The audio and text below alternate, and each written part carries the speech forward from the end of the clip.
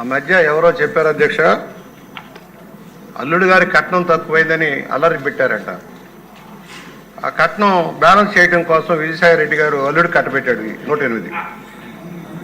వడ్డించేవాడు మన అయితే ఆఖరి బంతిలో కూర్చున్న పర్లేదు అన్నట్టుగా జగన్మోహన్ రెడ్డి గారి జమానాలో ప్రభుత్వ ఆస్తుల్ని ప్రభుత్వ సంస్థల్ని అయిన వాళ్ళకి కట్టబెట్టి దోపిడీ చేశారు. ఈ 108 అంబులెన్స్ సిస్టమ్ కూడా ఒక విధానం అనేది మనం చేస్తా ఉన్నా. ఆ మధ్య నేను మా ఎంపీ గారు కారులో కాకినాడ వెళ్తున్నాం సార్.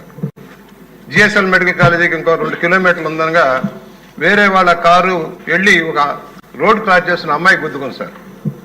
అమ్మాయి కుప్పకూలిపోయింది. బస్సు చచ్చిపోద్దామన్న భయంలో మేము ఉన్నాం.